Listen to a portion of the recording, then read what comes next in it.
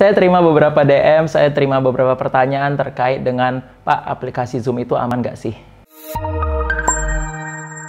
Kenapa pertanyaan ini muncul? Setidaknya ada 3 kasus yang terjadi. Yang pertama, ketika meeting One Thickness. Kalau Anda nggak tahu One Thickness itu apa, googling aja. Ketika meeting One Thickness, di tengah meeting One Thickness yang terjadi justru adalah ada seseorang yang menyebarkan konten pornografi.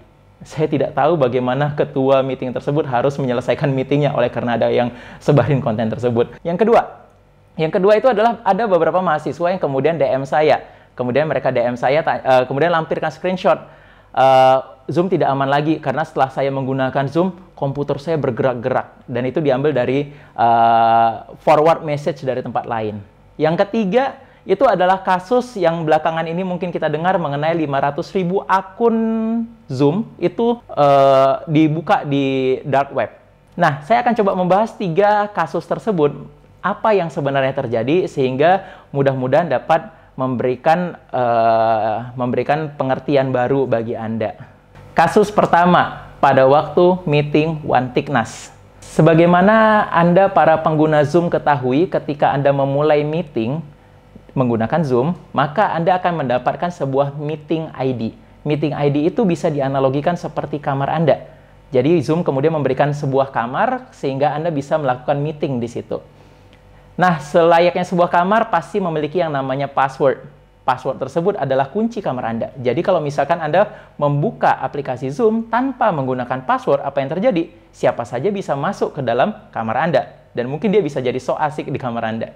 Solusinya seperti apa? Pastikan ketika Anda membuat meeting, jangan disebarluaskan link untuk menuju ke meeting tersebut. Atau jangan disebarluaskan di mana kamar Anda.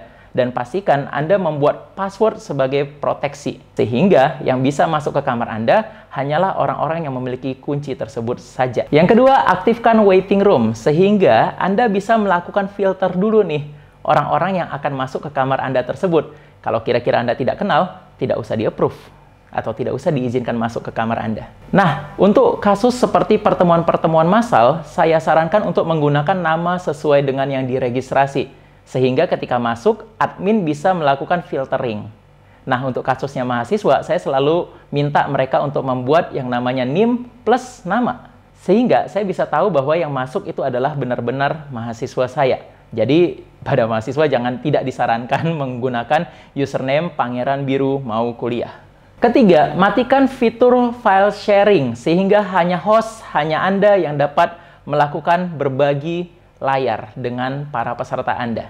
Keempat, mintalah kepada peserta untuk mengaktifkan video sehingga Anda setidaknya bisa melihat bahwa orang tersebut yang benar-benar masuk ke dalam ruangan Anda tadi, ruangan meeting Anda tersebut. Nah, jadi bagi mahasiswa jangan berprasangka kami tidak percaya kepada Anda sehingga kami minta untuk mengaktifkan video.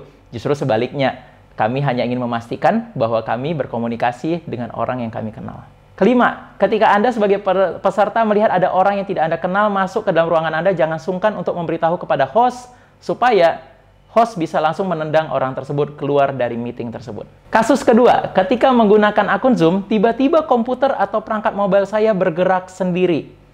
Dan kemudian lebih parah lagi adalah saldo mobile banking saya mendadak habis. Apakah hal ini bisa terjadi? Untuk beberapa mahasiswa saya di tingkat 1, semester 1 itu kita pernah coba praktek ya, menggunakan yang namanya remote sehingga kita bisa mengontrol komputer orang lain. Tapi tentunya Anda masih ingat bahwa hal tersebut mungkin dilakukan ketika kita memberikan otorisasi. Berarti dari usernya harus setuju dulu nih untuk memberikan otorisasi supaya bisa di-take control.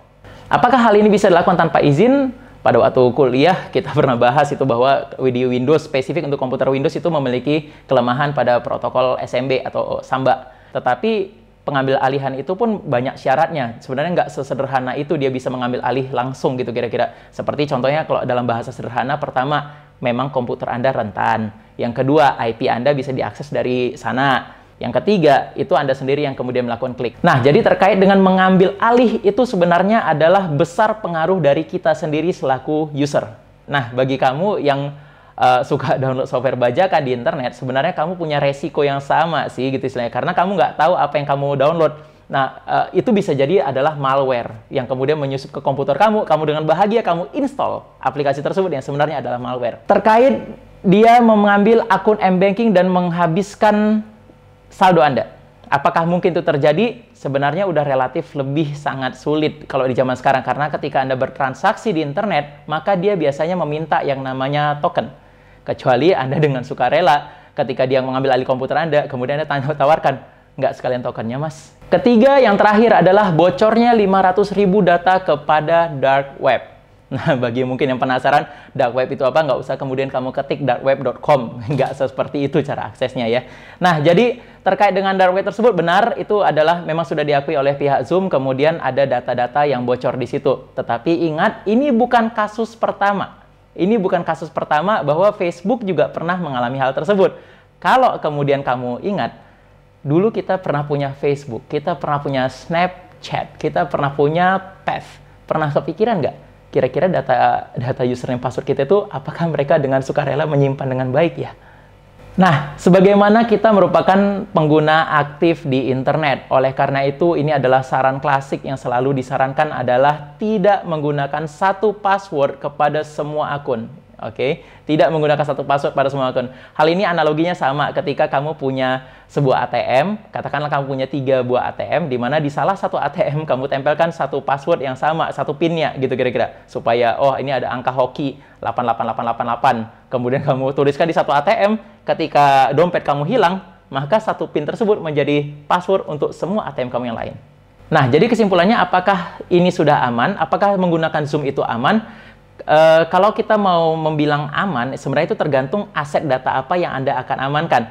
Kalau misalkan aset yang Anda akan amankan itu adalah seperti data sekolah, data perkuliahan, atau data seminar, saya rasa untuk menggunakan Zoom itu udah lebih dari cukup. Tetapi kalau misalkan kita mau membicarakan hal-hal yang sifatnya konfidensial seperti budget negara, ketahanan negara, atau hal-hal lain yang sifatnya sangat konfidensial, saya juga sangat merekomendasikan untuk Anda tidak menggunakan aplikasi seperti Zoom. Karena apa? Karena servernya sebenarnya ada di luar.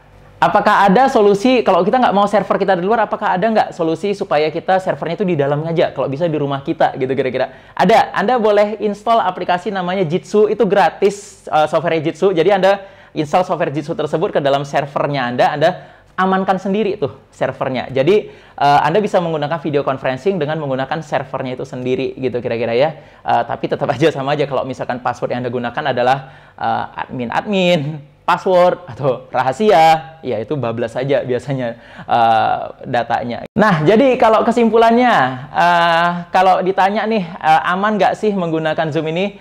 Kalau kita mendefinisikan aman tuh sebenarnya mesti kita fully audit, kita mesti audit benar-benar. Baru kita bisa definisikan, tapi sebatas sepengamatan saya saat ini ketika Anda mau menggunakan Zoom, ada hal-hal yang bisa kita lakukan dari diri kita sendiri sehingga kita bisa memastikan bahwa penggunaan aplikasi tersebut aman. Kalau di tempat saya sendiri kita menggunakan Microsoft Teams biasanya, ya mungkin bisa jadikan referensi bagi Anda juga yang mau menggunakan itu. Nah, itu saja mungkin. Jadi ini bukan video sponsor ya, nggak ada sponsor dari Zoom, nggak ada sponsor dari lain-lain. Jadi ini hanya sebatas sharing untuk menjawab pertanyaan tersebut. Hanya untuk menjawab pertanyaan tersebut. Kok jadi gitu ya? Oke lah, gitu aja ya. Bye.